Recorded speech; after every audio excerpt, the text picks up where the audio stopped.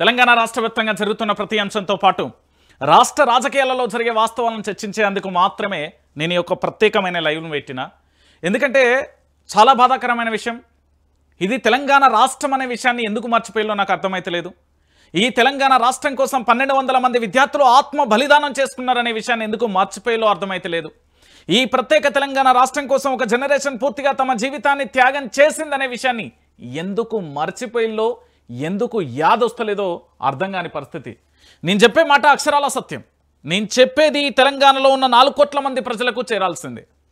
ఎందుకంటే ఈరోజు రాష్ట్రానికి సంబంధించిన కాంగ్రెస్ ప్రభుత్వానికి సంబంధించి వికృత చేష్టలు, వికృత పాలన పరమ చండాలంగా చేస్తున్న దుర్మార్గమైన పరిస్థితిలో తెలంగాణ ఉంది. నిజంగా మీరు గతంలో కూడా చూసే ఉంటారు.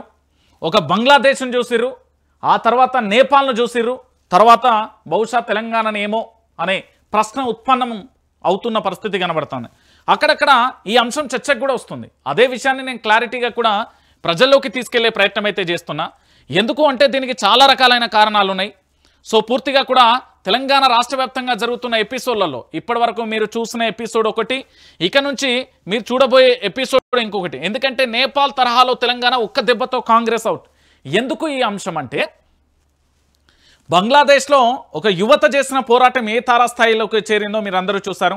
ఆ తర్వాత నేపాల్కు సంబంధించి యువత మొదలుపెట్టిన ఉద్యమం ఏ తారాస్థాయికి చేరిందో మీరు చూశారు. మరి హైదరాబాద్కు సంబంధించిన యువతకు ఏమైంది? హైదరాబాద్కు సంబంధించిన యువత, తెలంగాణకు సంబంధించిన యువత కేవలం సోషల్ మాధ్యమాలలో పోస్టులు పెడుతూ సంబరపడుతూ, లేదా ఇతరత్ర చెత్త పోస్టులన్నీ కూడా సోషల్ మాధ్యమానికి పరిమితం అవుతున్నాయా? ఈ తెలంగాణలో రాష్ట్రంలో జరుగుతున్న అన్యాయం, ఆకృత్యాలు కనబడడం లేదా? ఈ తెలంగాణలో జరుగుతున్న క్రైమ్ రేట్ ఏ స్థాయికి పెరిగిందో కనిపించడం లేదా? ఈ తెలంగాణలో జరుగుతున్న ఇన్ని అంశాలు ఉన్నాయి కదా, మరి యువత ఏం చేస్తున్నది? ఇక్కడి తెలంగాణ యువత ఎందుకు నిర్లక్ష్యంగా వ్యవహరిస్తున్నది అని చెప్పడంలో ఎలాంటి డౌట్ లేదు. ఎస్, ఈ అంశం చూసినాక ఎందుకు మాట్లాడకూడదు? ఈ అంశం చూసినాక యువతను కాకపోతే ఏమనాలే? రాజకీయ నాయకుల గల్లాలను బట్టి తన్ని తరవాల్సిన బాధ్యత యువతకు లేదా? తప్పు చేసిన తాట తీయాల్సిన బాధ్యత యువతకు లేదా? అవునన్నా, మన దేశంలో భారత రాజ్యాంగం ఉంది. ఇది ప్రజాస్వామ్య దేశం. ఇక్కడ రాజ్యాంగం మన చేతిలో తీసుకోకూడదు. చట్టాలు ఉన్నాయి. చట్టాలు ఎవరికి చుట్టాలుగా మారిపోయినాయి. ఆదివారం రోజే హైడ్రాకి ఏ విధంగా రెక్కలు వస్తాయి? సెలవు దినాలలోనే హైడ్రా ఎట్లా పనిచేస్తుంది? అంటే దానికి రాజ్యాంగం లేదా? ఈ పేదోళ్ళ జీవితాల పరిస్థితి ఎవరు? ఈ పేదోళ్ళ జీవితాలు ఇంత దారుణంగా రోడ్ల మీద పడడానికి కారణం ఎవరు? ప్రభుత్వాలు కాదా? ప్రభుత్వం కాదా? మరి అలాంటి కాంగ్రెస్ ప్రభుత్వం, ఈ దద్దమ్మ ప్రభుత్వం అధికారంలో ఎందుకు ఉంచాలి? ఒకసారి మీరే ఆలోచించండి. నేను చెప్పే ఈ అంశాన్ని ఒకసారి మీరంతా కూడా చూడండి. ఇక్కడ గూడు చెదిరే గోడు మిగిలే, ఇల్లు పోయింది, కన్నీళ్ళు మాత్రమే మిగిలిపోయినాయి.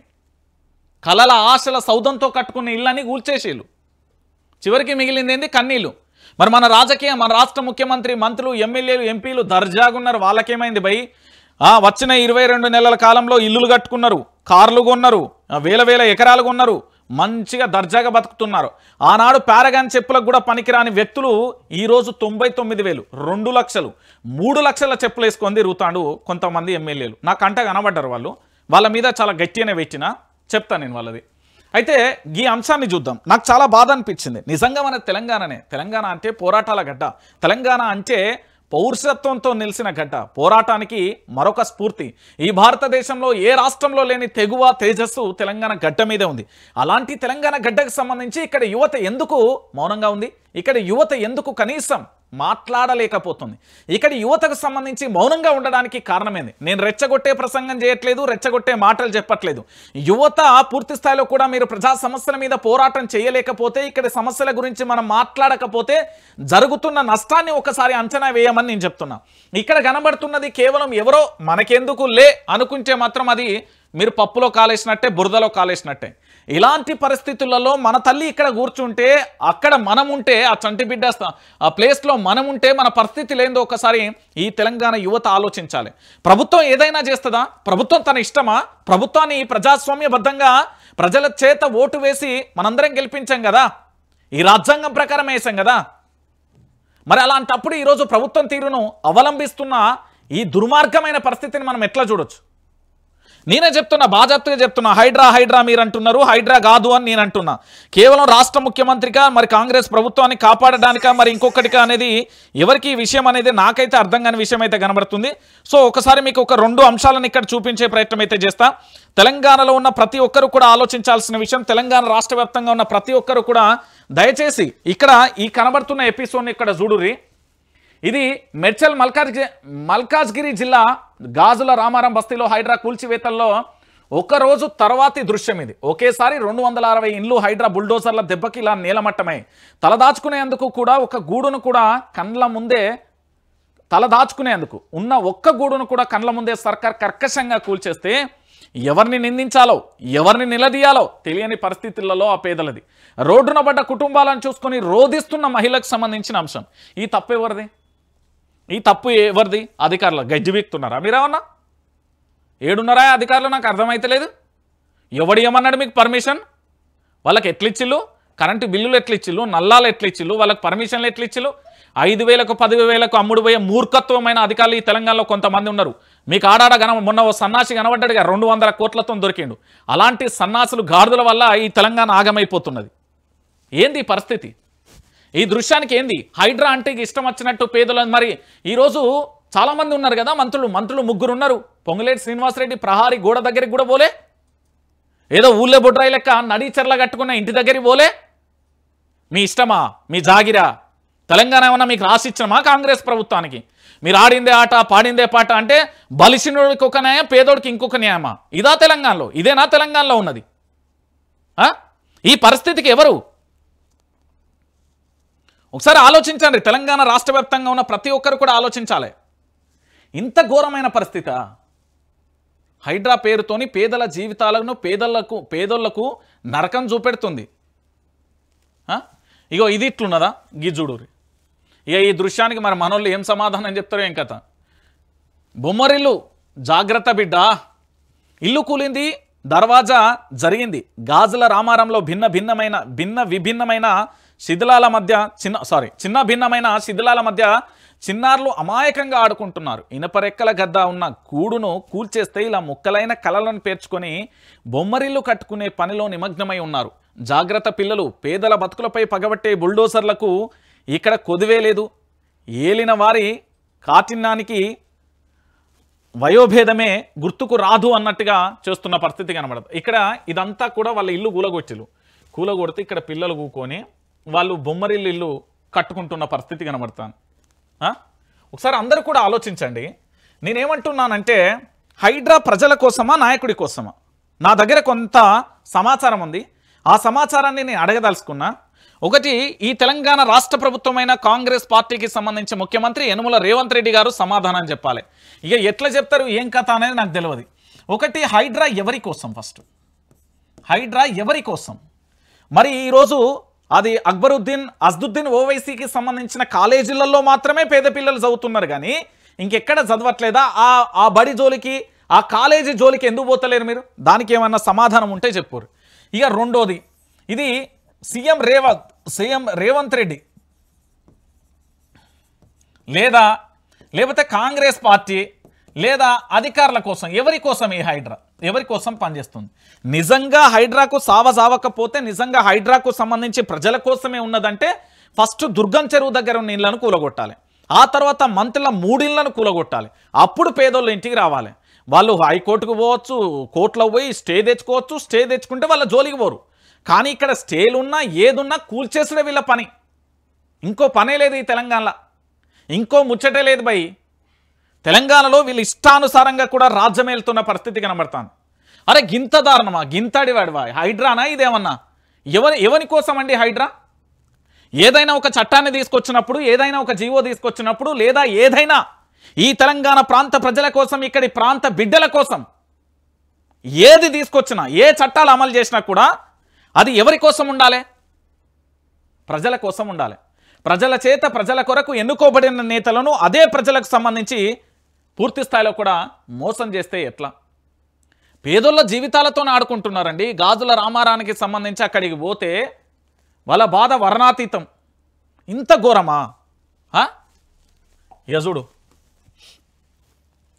పండుగైనా పబ్బమైన కూల్చుడే. నాకు అర్థం కాదు, భారతదేశంలో ఏమన్నా ఏది హైడ్రా కమిషనర్ రంగనాథ్కి ఏమన్నా స్పెషల్ అధికారాలు ఉన్నాయా? రంగనాథ్కు రాజ్యాంగ అతీతుడా? రంగనాథ్కు రాజ్యాంగం వర్తించదా? ఏం నోటీసులు ఇచ్చిండు వాళ్ళకు? ఏం ఫిర్యాదులు చేసి వాళ్ళు? మరి ఇక్కడ ఈరోజు స్టే తెచ్చుకున్న వాళ్ళ ఇండ్ల జోలికి ఎందుకు పోతలేరు? వాటి సంగతి ఏంది? నేనేమంటున్నానంటే ఎంఐఎం పార్టీకి సంబంధించిన అక్బరుద్దీన్ అజదుద్దీన్ ఓవైసీ కాలేజీ సంగతి ఏంది? మా మంత్రి పొంగులేటి శ్రీనివాసరెడ్డి కాలేజీ సంగతి ఏంది? ఏదో ఊళ్ళే బోడ్రాయి లెక్క నడి చెర్ల కట్టుకున్న అదే పట్నం మహేందర్ రెడ్డి పేరు ఆయన సంగతి ఏంది? ఇంకా మరికొంత మంత్రులు ఉన్నారు, వాళ్ళ సంగతి ఏంది? దాని సంగతి ఏమన్నా చెప్తారా లేదా? హైడ్రాకు సంబంధించి ఎవరి కోసం ఇది రాష్ట్ర ముఖ్యమంత్రి గారి కోసం పనిచేస్తున్నదా, లేదా హైడ్రా కమిషనర్ రంగనాథ్ను ముందు పెట్టి నడిపిస్తున్నారా? ఎవరి కోసం? దీనికి ఒక క్లారిటీ ఇవ్వాలి. పండుగైనా పబ్బమైనా కూల్చుడే. ఆదివారాలు సెలవుల రోజులలో మేము ఎందుకు ఆగాలే? గాజుల రామారంలో 260 నిర్మాణాలు కూల్చినాం, మరో 640 ఇళ్ళు కూలుస్తాం. అక్కడ పేదలు ఎవరు లేరు, రౌడీ షీటర్లవే తొలగించినాం. మేము కష్టపడుతున్నాం, మిగతా శాఖలు కూడా పనిచేయాలి. తుది నోటిఫికేషన్ ఇచ్చాకే సల్కం చెరువులో కూల్చివేతలు హైడ్రా రంగనాథ్ నిన్న ప్రెస్ మీట్ పెట్టి చెప్పిండు. అవునా, సరే. నేనేమంటున్నానంటే ఫస్ట్ రాష్ట్ర ముఖ్యమంత్రి గారి కుటుంబ సభ్యులకు సంబంధించి దుర్గం చెరువులో ఇండ్లను కూలగొట్టు. నేను మళ్ళీ చెప్తున్నా, ఈ తెలంగాణ రాష్ట్రానికి సంబంధించిన హైడ్రా కమిషనర్ గారు, మీరు పేదోళ్ళ జోలికి పోతున్నారు. ఓకే, రౌడీ షీటర్లు అని మీరే అన్నారు కదా, మరి ఆ రౌడీ షీటర్ల దగ్గరికి ఆ రౌడీ షీటర్లు హైడ్రాకు సంబంధించి రాష్ట్ర ముఖ్యమంత్రికి సంబంధించిన బంధువులు కానీ లేకపోతే కుటుంబ సభ్యులకు సంబంధించిన ఇండ్లు ఉన్నాయి కదా, ఆ కుటుంబ సభ్యుల ఇండ్లకు సంబంధించి FTL పరిధిలో బఫర్ జోన్లలో ఉన్నాయి, వాటి సంగతి ఏంది? మరి ఇక మా తెలంగాణలో మినిస్టర్స్ ఉంటారు, వాళ్ళ సంగతి ఏంది అంటున్నా. వాళ్ళవి కూడా బఫర్ జోన్లోనే ఉన్నాయి. ఇవన్నీ కూల్చేయరి.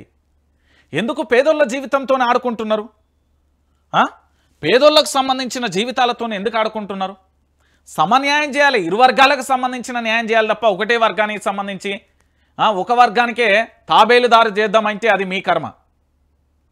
హైడ్రా ఉద్దేశం ఏంది? ప్రభుత్వానికి సంబంధించిన ఆక్రమణలు ఎక్కడెక్కడైతే ఉన్నాయో వాటన్నింటిని రక్షించడం మీ ఉద్దేశం అన్నారు. మరి హైడ్రాకు సంబంధించి ఇప్పటి వరకు ఎన్ని రక్షించులు మీ పరిశీలనలోకి వచ్చినవి? మరి ఈరోజు రాజకీయ నాయకులు హైకోర్టు పోయి స్టేలు తీసుకొచ్చుకొని రాగానే వాళ్ళ విషయంలో మీరు ఎందుకు వెనకడుగు వేస్తున్నారు? దానికి ఏదైనా సమాధానం ఉందా? లేని పరిస్థితి కనబడుతుంది.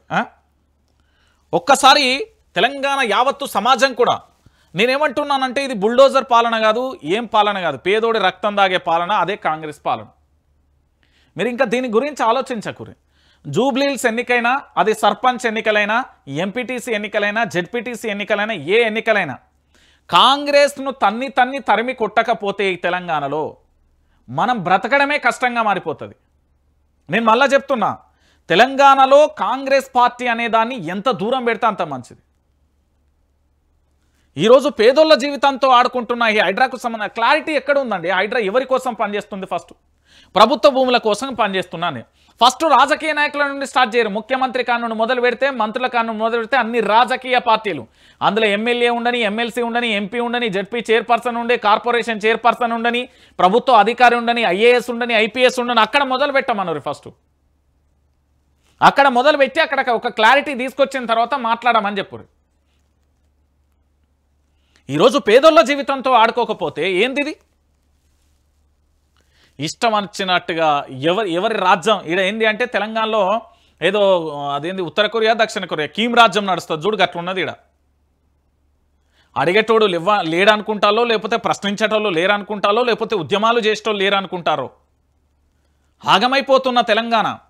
ఈరోజు ఇదే హైడ్రా చేపట్టి ఇప్పటి వరకు జరిగిన పరిణామాలు ఒక్కసారి మీరు అందరూ కూడా ఆలోచిస్తే, ఈరోజు తెలంగాణలో ఇదే హైడ్రా వచ్చిన తర్వాత ఇక చూడురి, 100 ఫ్లాట్లకు వేలం అమ్మింది 3. రాజధానిలో రియల్ ఎస్టేట్కు సంబంధించి డౌన్ అయిపోయింది. HMDA వేలంతో బయటపడ్డ డౌన్ ట్రేడ్ వేలంలో గరిష్ట ధర కన్నా పెరిగింది కేవలం 2000.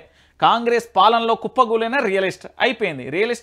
రియల్ ఎస్టేట్ ఏమున్నదండి? రియల్ ఎస్టేట్ ఇట్లా హైడ్రా తీసుకొచ్చి పేదోళ్ళ జీవితాల మీద పడి, పేదోళ్ళ మీద పడితే గట్లనే ఉంటుంది. ఒకసారి చూడురి, హైదరాబాద్ మహానగరంలో భూముల వేలం అంటే అంచనాలకు మించిన పోటీ, రికార్డు ధరలు, లెక్కకు మించిన ఆదాయం. కానీ ఎకరం 100 కోట్లు పలికిన ఇదే రాజధానిలో ఇప్పుడు చదరపు గజానికి 2000 పెరగడమే గగనంగా మారింది.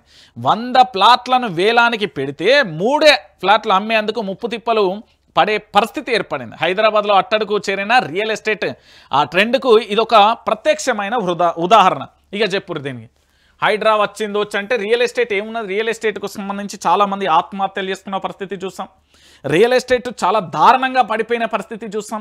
ఈ హైదరాబాద్ గమనాన్ని దారుణంగా కూడా తన యొక్క గమనాన్ని మార్చి పాతాళానికి తొక్కేసే పరిస్థితులలో కాంగ్రెస్ ప్రభుత్వం. దాంట్లో ఎలాంటి డౌటు లేదు. మీరు ఏం ఆలోచించినా, ఎంత ఆలోచించినా హైడ్రా అనేది పేదోళ్ళ కోసం వచ్చింది, ప్రభుత్వ భూములను ఏది కాపాడడానికి వచ్చింది, ఈ ముచ్చట్లు వినడానికి మేము లేము తెలంగాణలో. ఇదంతా కేవలం ఒక రాజకీయ ఎజెండా ప్రకారం జరుగుతున్నది హైడ్రా. దాంట్లో ఎలాంటి డౌట్ లేదు. నిజంగా హైడ్రా కనుక అందరి సబ్బండ వర్గాల కోసం జరిగితే, ప్రజల కోసం జరిగితే, ప్రజల కోసమే జరిగితే ఖచ్చితంగా అది వేరే రకంగా ఉంటుంది. ఈరోజు హైడ్రా అనేది ఎవరి కోసం పనిచేస్తున్నది, ఎవరి కోసం పనిచేస్తలేదో ప్రజలందరికీ తేటతెల్లం అయిపోయింది. పురిటి నొప్పులతో ఉన్న ఇండ్లనే కూల్చేసి ఆ తల్లి పురిటి నొప్పులతో ఉంది, సామాను ఉన్నది అన్నా కూడా ఈయన పరిస్థితి కనబడుతుంది. ఇక దాంతో పాటు ఇంకొక ప్రధానమైన అంశాన్ని మీకు చెప్పాలి. ఏంది అంటే ఇది ఒక్కసారి చూడుర్రి. ప్రైవేటు జాగా పెద్దల పాగా, కీసరలో 50 కోట్ల విలువైన భూములపై కాంగ్రెస్ నేతల కన్ను. ప్రభుత్వ అసైన్డ్ సీలింగ్ భూములను ఇష్టం వచ్చినట్లు మింగేస్తున్న కాంగ్రెస్ నేతలు ఇప్పుడు ప్రైవేట్ భూములపై కన్నేస్తారు. ఖాళీ జాగా కనిపిస్తే నకిలీ డాక్యుమెంట్లతో పాగా వేస్తున్నారు. మంత్రులు వారి పేచీల వెనక ఉండి నడిపిస్తుండడంతో అధికారులు సైతం కబ్జా రైళ్లకు అండగా నిలుస్తున్నారు. మేడ్చల్ జిల్లా కీసర మండలం రాంపల్లి గ్రామంలో ఓ మహిళా ఎన్ఆర్ఐ 2 ఎకరాల భూమి పరిస్థితి ఇది. ఓ మంత్రి స్వయంగా అధికారులకు ఫోన్ చేసి కబ్జా రైళ్లకు సహకరించాలని ఆదేశించడంతో బాధితులు దిక్కు తోచని పరిస్థితులలో సొంత భూమి కాపాడుకునేందుకు తిప్పలు పడుతుంది. ఇప్పుడు ఎవరిని కొట్టాలా? మంత్రి కానీ ఈ తల్లి చెప్పులు తీసి, ఈ తల్లికున్న కాళ్ళకున్న చెప్పులను తీసి కొట్టాలా? మంత్రి ఎవడో వాడు సిగ్గున్న అదరాబాయ్ ఎవరు? ఏంది పరిస్థితి? మీకు ఒక విషయం చెప్పాలి. ఇక్కడ ఏం జరుగుతున్నది అనేది నేను చెప్తా. దీని మీద పూర్తి స్థాయిలో కూడా క్లారిటీగా మీకు వివరించే ప్రయత్నం చేస్తా. ఏం లేదండి, 1 ఎకరం భూమి ఉందనుకో, ఇక్కడ ఏం చేస్తారు, ఇది కామన్గా ఫెన్సింగ్ వేసి ఇట్లున్నది అనుకో, ఖాళీగా కనబడ్డది అనుకో, దీనికి నకిలీకి సంబంధించిన డాక్యుమెంట్లు సృష్టిస్తారు. దీనికి ఒక బ్యాచ్ ఉంటుంది. అది గంజాయి బ్యాచా ఏ బ్యాచా, వీళ్ళు ఒక 100 మంది ఉంటారు. వీళ్ళు బెయిల్ తేవడానికి లాయర్లు కూడా రెడీగా ఉంటారు. వీళ్ళకి సపోర్టెడ్గా అధికార పార్టీ ఎమ్మెల్యే ఉంటాడు, ఇంకా బ్యాక్ బోన్లో ఈ మినిస్టర్ ఉంటాడు. ఈ మంత్రికి సంబంధించి వీళ్ళు ఏం చేస్తారు అంటే ఇక్కడ నకిలీ డాక్యుమెంట్లను తీసుకుపోతారు. వీళ్ళు పోయి ఏంది ఆఫీస్లో కూర్చుంటారు. ఇంతలో ఈ విషయం ఇటు వెళ్తుంది. ఇటు వెళ్ళిన తర్వాత భూమి ఇస్తావా సస్తవా అని డిమాండ్ చేయడం, వాళ్ళని చంపే ప్రయత్నం, లేకపోతే వాళ్ళ మీద ఏదో రకమైన కేసులను పెట్టడం, ఇబ్బందులు పెట్టడం, రకరకాలుగా ప్రయత్నించడం. ఆ తర్వాత ఎమ్మెల్యే ఈ అధికారులకు ఫోన్ చేయడం. ఈ ఫోన్ డేటా మొత్తం తీయాలి. ఈ కాల్ డేటా మొత్తం తీసేసి మంత్రిని బర్తరఫ్ చేసి ఆయనను అరెస్ట్ చేయాలి. ఇటువంటి మంత్రులు తెలంగాణలో ఉండద్దు. అవి చీడపురుగు లాంటివి. సో కాబట్టి వీళ్ళందరిని ఉంచకూడదు. ఇక చూడ్రి, ఓ మంత్రి స్వయంగా అధికారులకు ఫోన్ చేసి కబ్జా రాయిలకు సహకరించాలని ఆదేశించడంతో బాధితురాలు దిక్కుతోచని పరిస్థితులలో సొంత భూమిని కాపాడుకునేందుకు తిప్పలు పడుతున్నట్టు. ఇక చెప్పుర్రి, ఎవడో ఈ మంత్రి ఒకసారి కనబడితే ఆ తల్లికున్న 2 కాళ్ళకున్న చెప్పులతో సన్మానం చెప్పిద్దాం. తెలంగాణ ప్రాంత ప్రజలారా, ఇంత దుర్మార్గమా? చూడుర్రి, మంత్రి ఫోన్ చేశాట ఒక ఎన్ఆర్ఐకి సంబంధించిన భూమి ఫోన్ చేసి బెదిరిస్తున్నాడట.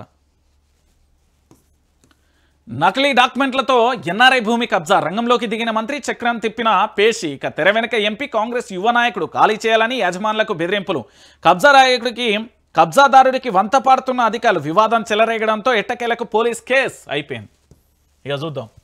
ఇది మేడ్చల్ జిల్లా మల్కాజ్గిరికి సంబంధించి మల్కాజ్గిరి జిల్లా కీసర మండలం రాంపల్లి గ్రామ పరిధిలోని సర్వే నెంబర్ 385లో ఎకరం భూమిని 1999లో నగేష్ అనే వ్యక్తి రజితారెడ్డి, రేఖారెడ్డి కుటుంబాలకు విక్రయించారు. రెవెన్యూ రికార్డులలో వీరిద్దరితో పాటు వారి కుటుంబాలకు చెందిన మరో 2 పేర్ల మీద ఆ భూమి కొనసాగుతుంది. అయితే ఇది 2016లో నిబంధనల ప్రకారం నాలా మార్పు, అంటే వ్యవసాయ భూమి నుంచి నివాస యోగ్యం చేస్తున్నారు. అయితే 2019లో సర్వే చేయించుకునే హద్దులు గుర్తించిన తర్వాత చుట్టూ ఫెన్సింగ్ వేసుకున్నారు.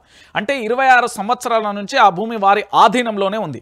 6 ఏళ్ల కిందట కొందరు వ్యక్తులు గేటు మీద ఉన్న యజమానుల పేర్లు తొలగించేసి కథం వేరేటోళ్ళ పేర్లు పెట్టింది. మా భూమి కాపాడండి. రాంపల్లి సర్వే నెంబర్ 385లో 26 ఏళ్ల కిందట భూమిని కొని సాగు చేసుకున్నాం. 2016లో ఒకసారి, 2019లో మరోసారి సర్వే చేశాం. హద్దులు గుర్తించి గోడ కట్టినాం. కొందరు తమ పేర్లను తొలగించి సుబ్బారెడ్డి అని రాసుకుంటే దానిపై 2023లో పోలీసులకు ఫిర్యాదు చేశాం. విషయం కోర్టులో ఉండగానే 3 రోజుల క్రితం సుబ్బారెడ్డి 50 మందితో వచ్చి ప్రహారీ తొలగించి చెట్లను ధ్వంసం చేశారు. మా భూమికి నకిలీ పత్రాలను సృష్టించి కబ్జాకు ప్రయత్నిస్తున్నారు. సీఎం రేవంత్ రెడ్డి, రెవెన్యూ శాఖ మంత్రి పొంగులేటి శ్రీనివాసరెడ్డి మాకు న్యాయం చేయాలి. ఇగో ఇది వీళ్ళు బాధ్యతను మొత్తుకుంటున్న తీరు. ఇక చెప్పుర్రి. అయ్యా రాష్ట్ర ముఖ్యమంత్రి యనుమల రేవంత్ రెడ్డి గారు ఏడున్నారయ్యా? రావయ్యా స్వామి. మీ కాంగ్రెస్ పార్టీకి సంబంధించి మీరేమో మంచి చేయాలనుకుంటే దుర్మార్గులేమో గిట్లా చెలరేగిపోతారు. వీళ్ళ సంగతి ఏందో చూడు. వీళ్ళ సంగతి ఏంది? 50 మంది వాళ్ళంతా ఎక్కడి నుండి వస్తారు? ఏంది కథ? ఈ కబ్జాలు ఏంది? వీళ్ళ అచ్చనం ఏంది? ఏం జరుగుతున్న తెలంగాణలో ఈ అరాచకమేంది నాకు అర్థమైతే లేదు.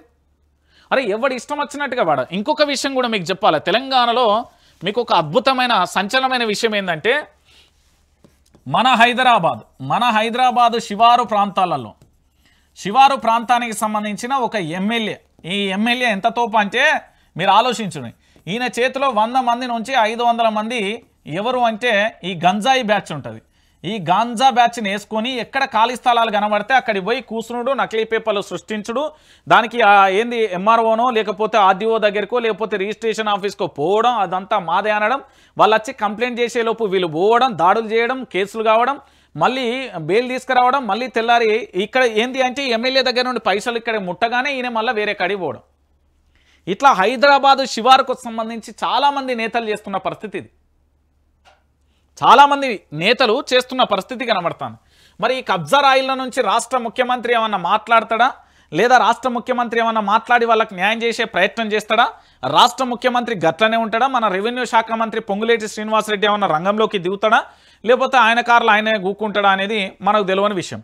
కానీ ప్రజా సమస్యలు ఎంత తారాస్థాయికి చేరుతున్నాయి, ప్రజలను ఎంత ఇబ్బంది పెడుతున్నారు, నేతల రాక్షసానందం ఏ తారాస్థాయిలోకి చేరింది, బెదిరించడాలు, భయపెట్టడాలు, గంజాయి బ్యాచ్లను, రౌడీ షీట్లను, అల్లర్ల మూకలను వేసుకొని తిరుగుతున్న పరిస్థితి తెలంగాణలో కనబడ్డది. ఇది ప్రజాస్వామ్యమైన తెలంగాణ, ఇది ప్రజాపాలన కలిగిన తెలంగాణ. ఇంకెప్పుడన్నా మాట్లాడారు ఇజ్జత్ పోతుంది. మీకే చెప్తున్నా, అధికార పార్టీ ఎమ్మెల్యేలకు, మినిస్టర్లకు, ముఖ్యమంత్రికి ఇంకెక్కడన్నా మాట్లాడారు ఇజ్జత్ పోతుంది మీదే. మహాత్మా జ్యోతిరావు పూలే ప్రజాభవన్, ఇక్కడ సమస్యలు పరిష్కరించబడను కానీ ఆచూకీ ఉండమండి, అక్కడ ఎవరు ఉండరు. ఆ సమస్య ఏమో కానీ ఇగో ఇన్ని సమస్యలు ఉన్నాయి. దీని సంగతి ఏంది ఏమన్నా చెప్తారా? లేని పరిస్థితి కనబడదు. ఇక ఇది ఇట్లున్నదా? ఇది ఇట్లుంటే ఇంకొక అంశం చూడరు. ఇక వైద్యం నమో నారాయణాయ. ఇప్పుడు మనం ఏదన్నా ఆసుపత్రికి పోతాం, దేనికి పోతాం? ఆరోగ్యం బాగలేకపోతే పోతాం. పోయినాక ఏం చేస్తాం? ప్రత్యక్షమైంది ఆ డాక్టర్నే మనం దైవంగా భావించి మనం వైద్యం చేయించుకుంటాం. ఇక ఏదైనా కానివ్వండి, అది మన అందరికీ తెలిసిన విషయం. సో ఇక్కడ ఒకసారి చూడరు, అదే విభాగంలో ఈ వైద్యంలో కూడా అవినీతి జరుగుతున్నదంటే చూడు. వైద్య శాఖలో అవినీతి వైరస్. విభాగ అధిపతి కనసన్నలలో యథేచ్ఛగా వసూళ్ల దందా. ఇగో ఫైల్కో రేటు చొప్పున అమామ్యాలు ఉద్యోగుల ప్రమోషన్ల నుంచి సర్వీస్ రెగ్యులరైజేషన్ వరకు ఇదే తంతు. మంత్రి పేషీ కన్నా ఆయన సిబ్బంది అధికం. గతంలో 7గురికి సోకాజ్ నోటీసులు. తనపై చర్యలు లేకుండా విభాగ అధిపతి స్కెచ్. ఇక పిఎంఓలో పనిచేసే సోదరుడితో చక్రం తిప్పుతున్న పరిస్థితి కనబడుతుంది. ఏం లేదు, ఇక్కడ ఉద్యోగులను క్రమబద్ధీకరణ చేసేందుకు 1200 మంది నుంచి 5000 చొప్పున 60 లక్షల వరకు అక్రమంగా వసూలు చేశాడు. 20 ఏళ్లకు పైగా కూడా పరారులో ఉన్న ఒక అధికారి వద్ద 5 లక్షలు తీసుకుని ఇష్టారీతన మళ్లీ పోస్టింగ్.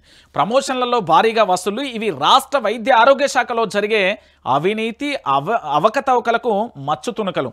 ఆ శాఖ కీలక విభాగ అధిపతుల కనుసన్నలలో అధికారులు ఒకటే యథేచ్ఛగా ఇలాంటి అక్రమాలకు పాల్పడుతున్న పరిస్థితి కనబడుతుంది. సో నేనేమంటున్నానంటే తెలంగాణ ప్రాంత ప్రజలందరికీ కూడా ఆలోచించాల్సిన విషయం ఏమంటున్నా అంటే, ఇక్కడ అవినీతి వైరస్ కేవలం ఒక శాఖ అనుకుంటే మన మూర్ఖత్వం. తెలంగాణ ప్రాంత ప్రజలారా నేను మళ్ళీ చెప్తున్నా, మన మూర్ఖత్వం ఒక్క శాఖలో లేదు. రాష్ట్ర ముఖ్యమంత్రి కానుండి మొదలు పెడితే గ్రామీణ స్థాయిలలో సాధారణ ఉద్యోగం చేసుకున్న వరకు అన్ని శాఖలలో కనబడుతున్న అవినీతి వైరస్ ఇది. మీరు వైద్య శాఖలలో ఒకటి ఉన్నది అంటే కాదు, మీరు పూర్తి స్థాయిలో ఈ కాంగ్రెస్ పార్టీని కనుక గిట్లనే మోస్తే రేపొద్దుగాల, నేను చెప్తున్నా కదా, రేపొద్దుగాల మనం నివసించడానికి గూడు ఉండనిది కాంగ్రెస్ పార్టీ, తినడానికి కూడా తిండి దొరకనేది.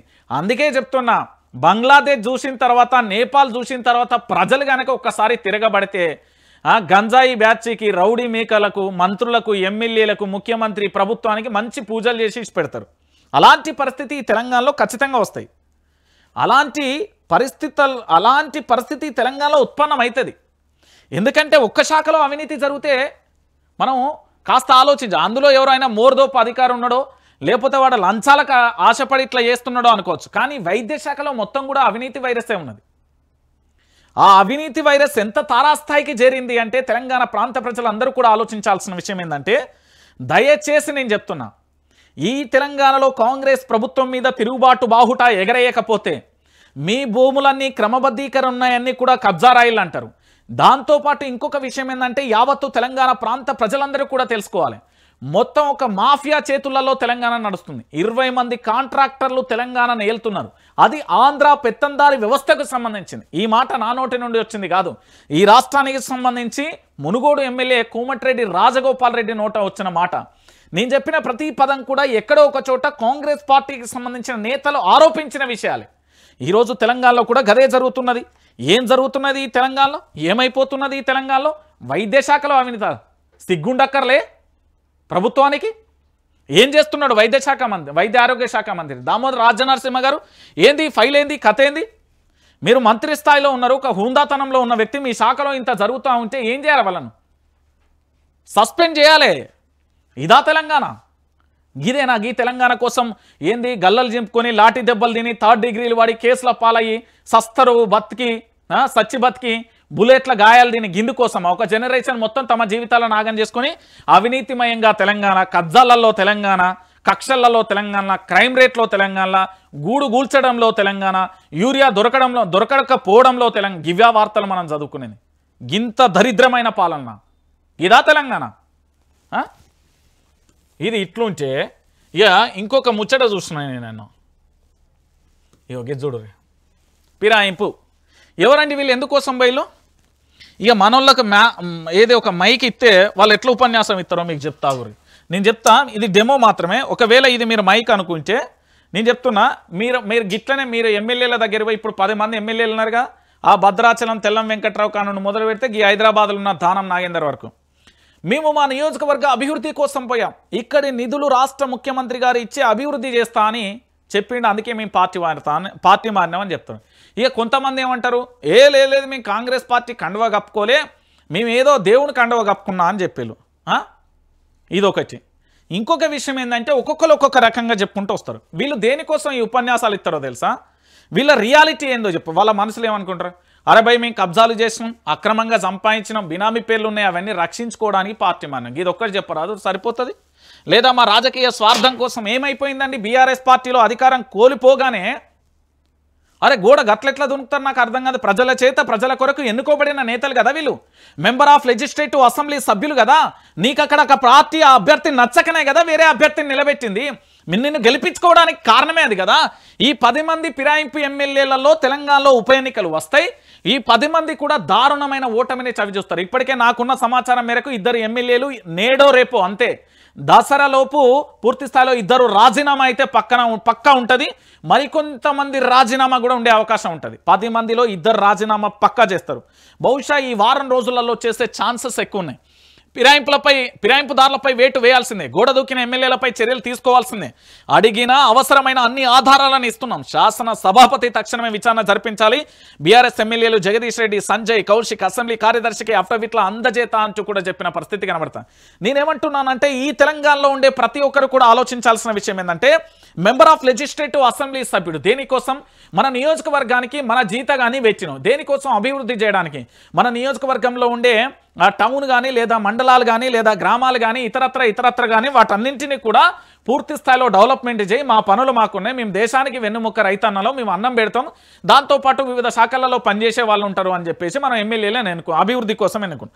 కానీ ఈ దొంగలు ఏం చేస్తున్నారు? వాళ్ళ యొక్క అక్రమ సంపాదన, వాళ్ళ యొక్క ఆస్తులను పెంచుకోవడానికి, వాళ్ళ కాంట్రాక్టర్లను పెంచుకోవడానికి, వాళ్ళ కాంట్రాక్టు సంస్థల ఒప్పందాల కోసం, లేదా వాళ్ళ ఎదుగుదల కోసం, వాళ్ళ రాజకీయ భవిష్యత్తు కోసం, వాళ్ళ రాజకీయ ఉనికి కోసం మాత్రమే వీళ్ళు పార్టీలు మారి. ఇది రియాలిటీ. నేను చెప్తున్నా, ఇది రియాలిటీ. లేదన్నా మా నియోజకవర్గ అభివృద్ధి కోసం పోయినామన్నా, లేకపోతే ఇంకో దానికి పోయినాం అంటే అస్సలు నమ్మకూరే. నేను బాజాప్తగా చెప్తున్నాను కదా.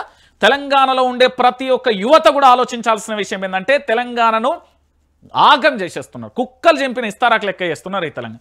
నేనేమంటున్నానంటే ఇంత మంచి తెలంగాణ నేను చెప్తున్నా కదా, నా తెలంగాణ ఎలాంటి మచ్చలేని తెలంగాణ. ఇగో ఈ పేపర్ మీద కనబడుతుంది కదా, ఏ మచ్చ లేదు చూడండి, ఇది నా తెలంగాణ. ఈ పేపర్ మీద ఉన్నట్టున్నది. ఎందుకంటే దీనికి 1969లో దాదాపుగా 600 మంది విద్యార్థులు అమరవీరులైన్లు, 2001 నుంచి 2014 వరకు దాదాపుగా 1200 మంది విద్యార్థులు అమరవీరులైన్లు. ఆ తర్వాత ఒక జనరేషన్ దాదాపుగా 4 లక్షల నుంచి 6 లక్షల వరకు పూర్తి స్థాయిలో కూడా తమ జీవితాలను త్యాగం చేసి ప్రత్యేక తెలంగాణ తెచ్చుకున్నది. ఆ తర్వాత 3 నుంచి 4 లక్షల మంది తమ యొక్క జీవితాలను ఆగం చేసుకున్నారు. ఇంత క్లీన్గా ఉన్న మన తెలంగాణను ఈరోజు కాంగ్రెస్ ప్రభుత్వం అధికారంలోకి వచ్చిన తర్వాత మొత్తం ఇగో ఇట్లా ఆగమాగం చేసేసింది. పిచ్చి గీతలతోని ఎట్లయితే ఉన్నదో మన తెలంగాణను కూడా గట్లనే ఆగమైపోయింది. నేనేమంటున్నానంటే ఈ తెలంగాణను కాపాడుకోవాల్సిన బాధ్యత ఇక్కడ యువత మీదనే ఉంది. నేనే చెప్తున్నా కదా, 10 మంది ఎమ్మెల్యేలు ఉన్నారు, మీరు అడగాల్సింది ఏమీ లేదు. ప్రతి ఎమ్మెల్యే దగ్గర ఎవరి పండక్కు పోతున్నారా, దసరాకు పోతున్నారా, బతుకమ్మ ఆడనీకి పోతున్నారా? నా తెలంగాణ ఆడబిడ్డలకు, నా తెలంగాణ అందరికీ చెప్తా ఉన్నా, ఎమ్మెల్యే సాప్ ఏమైంది? 6 గ్యారంటీలు, 13 అంశాలు, 420 హామీలు, 100 రోజులు లాంటివి జాడపత్తా కనబడతలేవు. ఒకప్పుడు పల్లెలన్నీ కేసీఆర్ ఉన్నప్పుడు సస్యశ్యామలంగా కూడా అద్భుతంగా ఉండే పల్లెలు, ఈరోజు పల్లెలన్నీ కూడా ఏంది పట్నం తుమ్మలతోని, పిచ్చి మొక్కలతోని, సుందరీకరణ లేక, పల్లె ప్రగతి లేక, పట్టణ ప్రగతి లేక అధ్వానంగా కనబడుతున్నాయి. అడుగుర్రి ఎమ్మెల్యేలను బాజాత్గా అడుగురి, గల్లబట్టి అడుగుర్రి. మనకు ఆ రైట్ ఉంది, మనం ఓటు వేసి గెలిపించినాం, ఓటు వేసి గెలిపించినాం. నేను చెప్తున్నా కదా, నేనేమంటున్నానంటే తెలంగాణలో ఉండే ప్రతి ఒక్కరూ అడగాలి, ఓటు ఉన్నా లేకున్నా ఎమ్మెల్యే సాబ్, మెంబర్ ఆఫ్ లెజిస్లేటివ్ అసెంబ్లీగా, కాంగ్రెస్ ఎమ్మెల్యేగా నిన్ను గెలిపించినాం, నువ్వేం చేయాలి మాకు? నువ్వు ఇచ్చిన నీ మేనిఫెస్టోను భగవద్గీత అన్నావు, నీ మేనిఫెస్టోను ఖురాన్ అన్నావు, నీ మేనిఫెస్టోను ఏమన్నావు? బైబిల్ అన్నావు. మరి ఇంత పవిత్రంగా చూసిన ఇలాంటి దాన్ని నువ్వు ఎందుకు అమలు చేయలేకపోతున్నావు? మా పేదోళ్ళ జీవితాలతో ఎందుకు ఆడుకుంటున్నావు అని బాజాత్తుగా అడగండి, బరాబర్ అడగండి. నేను మళ్ళీ చెప్తున్నా కదా, బాజాత్తుగా బరాబర్ అడగండి. తెలంగాణ రాష్ట్ర వ్యాప్తంగా ఉన్న ప్రతి ఒక్కరు కూడా అడగాల్సిందే. ఈ 10 మంది ఎమ్మెల్యేలు ఏం శుద్ధపూసలు కాదు, కడిగిన ఆనిముత్యాలు కాదు, ఒక్కొక్కరిది ఒక్కొక్క చరిత్ర. ఓడేమో ఆడ 10 ఎకరాలు కబ్జా చేసిండు, ఇంకోడేమో ఇంకో చోట కబ్జా చేసిండు. అందరు కబ్జా రాయిలు ఉన్నాయి. వస్తా మంచిగా మీకు ఏంది అంటే గ్రౌండ్లో నిల్చొని 6లు కొడతారు చూడు, ఆ 6 చూపెడతాం, త్వరలోనే చూపెడతాం. ఇప్పుడు ఒకటి చూపెడుతుండే ఆల్రెడీ, బౌండరీలో ఒకటి దిగిండు, వాడు 6లు కొడుతుండే ఆల్రెడీ. ఇంకో రేపో మాపో ఇంకో జర్నలిస్ట్, ఇట్లా వరుసగా అందరు జర్నలిస్టులు వస్తారు. ఈ అనకొండలను అందరినీ కూడా ఎదిరించి మొత్తం కాపాడాలి. మన తెలంగాణను కాపాడుకోకపోతే ఆగమైపోతుంది. మన తెలంగాణ మొత్తం ఆగం చేసే పరిస్థితి చేస్తారు తప్ప అంతకుమించి ఏమీ లేదు. ఇయో దీనికి ఏమన్నా సమాధానం చెప్తారా? ఎవడి పాలైందిరో తెలంగాణ, ఎవడేలుతున్నాడు రో తెలంగాణ, చెప్పులు ఏలుతున్నాయి, బీరు బాటిల్ ఏలుతున్నాయి, సార సీసాలు ఏలుతున్నాయి, ఒకసారి చూడు వారవ్వా శబాష్. ఇది కాంగ్రెస్ పాలన అంటే. ఏందిడా ఇది బీర్ సీసా, ఇవి చెప్పులు, ఇదేదో మందు బాటిలే ఉన్నట్టున్నది. ఇగో ఇది కూడా ఇదేదో మందు బాటిలే ఉన్నాయి. ఇక చూడు సీసాలు, చెప్పులు, ఏంది చెప్పులంతా ఇవన్నీ నుండి వచ్చినాయండి? ఎందుకు వచ్చినాయి? వాటికి ఏమైనా కాళ్ళు వచ్చినాయా? ఇగో ఈడ ధర్నా జరుగుతుంది. వీళ్ళు దేనికోసం కూకున్నారు? వీళ్ళు దేనికోసం? ఏదైనా మటన్ బిర్యానీ, చికెన్ బిర్యానీ పెడతారా, లేకపోతే వాళ్ళకి ఏమైనా ఇంత దావత్ ఇస్తున్నారా? దేనికోసం కూర్చున్నారు అక్కడ? ఈ పరిస్థితి ఇట్లున్నదా? ఇగో ఏందట అసలు పరిస్థితి ఏందట?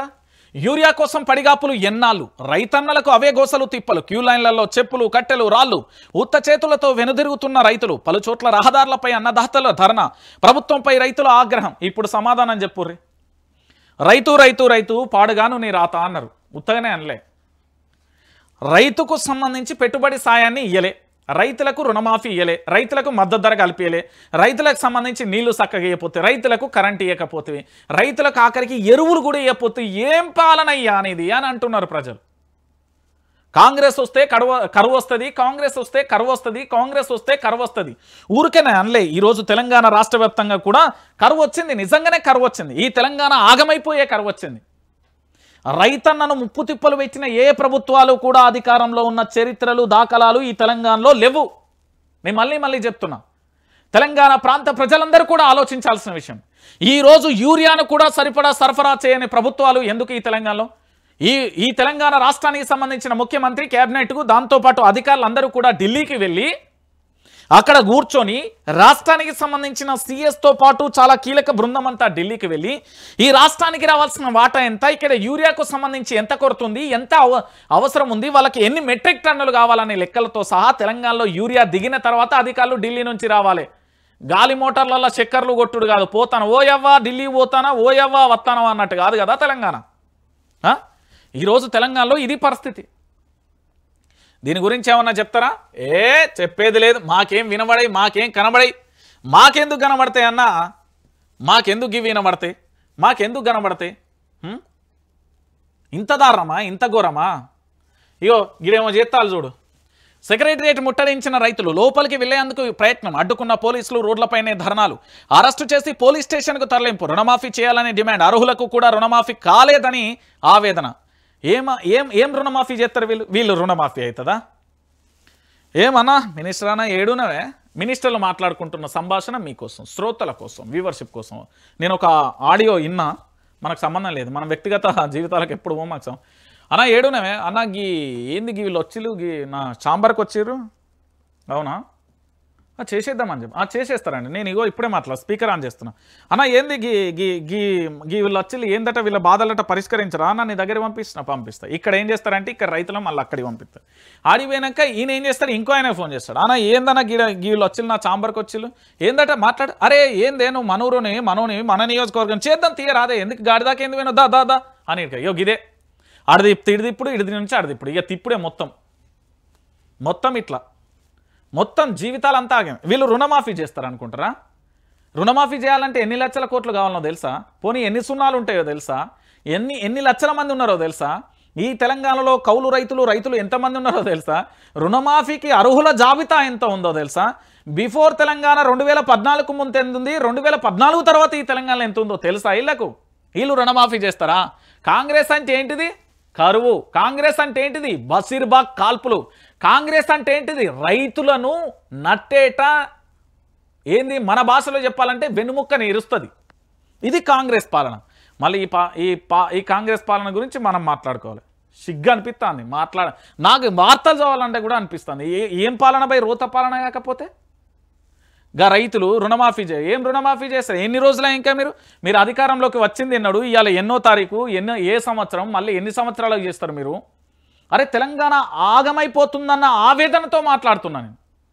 ఓ పక్కన హైడ్రా, ఇంకో పక్కన యూరియా, ఏంది ఇది? ఓ పక్కన కబ్జాలు, ఓ పక్కన అధికారుల అవినీతి చేతివాటాలు, ఇంకో పక్కన దాని వెనుక మంత్రులు ఉండి ఫోన్ చేయించడం సిగ్గు చేయటం, ఇంకో చోట రోజు తెలంగాణలో పెరుగుతున్న క్రైమ్ రేట్లు. ఇవన్నీ ఆలోచిస్తే చాలా బాధాకరమైన విషయం కదా ఇదంతా. ఇగో గిడ కేటీఆర్ ఏమన్నాడు, తెలంగాణ భవన్ కాదు జనతా గ్యారేజ్, ఏ సమస్యలు ఉన్నా ఇక్కడికి రావచ్చు, RRR బాధితులకు అండగా ఉంటాం, శాస్త్రీయబద్ధంగా అలైన్మెంట్ జరగాలి, ఓట్లు సీట్లు గెలిచి రైతులను మర్చిపోయారు, స్థానిక సంస్థల ఎన్నికలను బహిష్కరించాలి, ఇలా చేస్తే ప్రభుత్వాలు దిగివస్తాయి, బీజేపీ కాంగ్రెస్ రెండు ఒకటే, రేవంత్ జెండా కాంగ్రెస్, ఎజెండా బీజేపీది, ఇలాంటి సీఎంను ఎప్పుడూ చూడలే, పేదల ఇండ్లు బుల్డోజర్లతో కూలుస్తారు, కాంగ్రెస్కు ఓటు వేస్తే కూల్చివేతలకు లైసెన్స్ ఇచ్చినట్లే బీఆర్ఎస్ వర్కింగ్ ప్రెసిడెంట్ కేటీఆర్.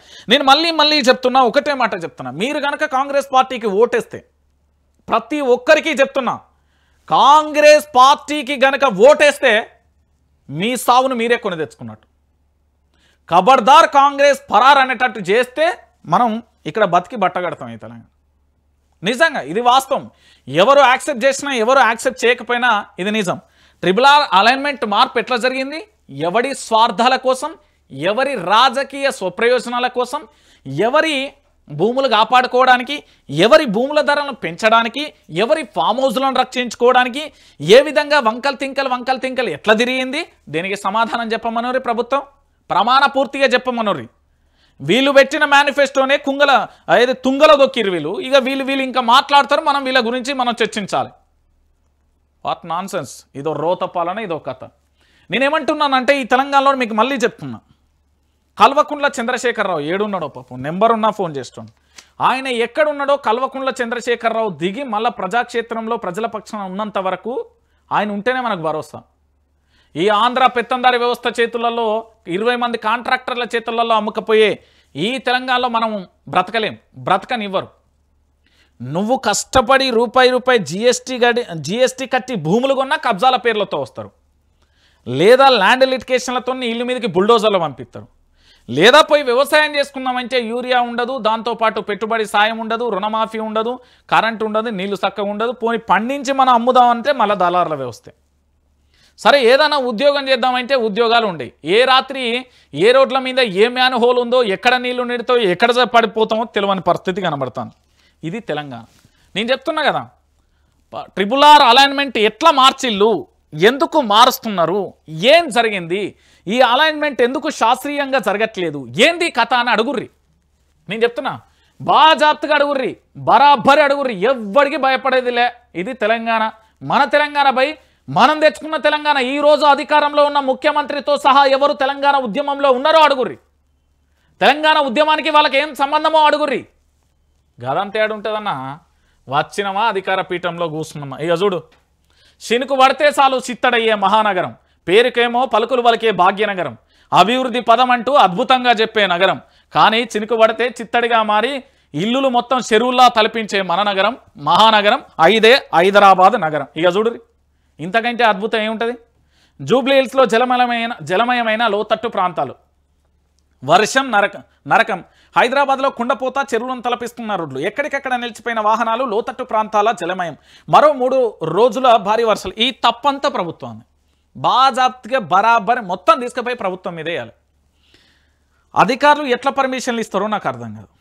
చెరువులన్నీ కూడా ఏ విధంగా రియల్ ఎస్టేట్ సంస్థలకు వెంచర్లుగా మారిపోతాయో అర్థం కాదు. బిల్డింగుల మీద బిల్డింగ్లు, ఒక కాడ 4 ఫ్లోర్లు కట్టంటేనే కష్టం. హైదరాబాద్ నడి ఒడ్డున 32 అంతస్తుల బిల్డింగ్ కడుతున్నారు. దాని దగ్గరికి పోతా కొద్దిగా ఒక 10-15 రోజుల తర్వాత అన్ని సెటరైట్ చేయాలి. అది కథ. ఇక చూడురి, వర్షం చినుకు పడితే చిత్తడవుతుంది. వర్షం వచ్చిందా 3, 4, 6, 7 గంటల ట్రాఫిక్ అయినా ఆలస్యం లేదు. ఎక్కడ మ్యాన్ హోల్ ఉందో తెలియదు, ఏ మ్యాన్ హోల్లో పడి ఎక్కడ తేలుతుందో తెలియదు, బతికత్తామా శవంగా మారుతామో కూడా తెలియని పరిస్థితి ఈ తెలంగాణలో, ఈ హైదరాబాద్లో ఉంది. భయ్ బ్రాండ్ హైదరాబాద్ కాదు, బతకడమే కష్టతరంగా మారిపోయిన హైదరాబాద్ ఇది. హైదరాబాదు ప్రజలకు సంబంధించి మనం బ్రతకడానికే భారంగా మారిపోయిన హైదరాబాద్ ఇది. ఇది నిజం, మీరు యాక్సెప్ట్ చేసినా చేయకపోయినా చిత్తడైతున్న నగరం ఇది. మీరు ఇంకొకటి చరిత్రను ఒకసారి మీరు చదవండి. నిజాం ప్రభు అంటే నిజాం కాలం నాటి డ్రైనేజీ వ్యవస్థనే కంటిన్యూ అవుతున్నది. కొత్తగా ప్రభుత్వాలు పీకి పొడిచింది ఏం లేదు. అధికారులు కావాలనే ఉంటున్నారు, వేల జీతాలు, ఒక్కొక్కల జీతాలు 1,80,000, 1,30,000, 70,000, 80,000, 88,000, 93,000. ఏంది పే స్కేలు ఎక్కడి నుండి వస్తాయి? జిహెచ్ఎంసీలా హైడ్రా అని చెప్పేసి దాన్ని తీసుకొచ్చిలు, దాంతో ఇంకింత నరకం. కూల కొడతాలు పోతాలు, వాన కొడితే వానికి ఏంది, ఏది పడతా వానికి ఏంది. ఈ పరిస్థితి ఇట్టున్నదా? ఇక ఇంకోటి, జూబ్లీ హిల్స్పై మరో 2 సర్వేలు చేస్తున్న కాంగ్రెస్ పార్టీ. ఇప్పటికే 3 పూర్తి, సెకండ్ థర్డ్లో హస్తం లేడు. రాయనాకే సిగ్గుండాలే, హస్తం పార్టీ ఎక్కడ, హస్తం పార్టీ లేదు, పాలు లేదు.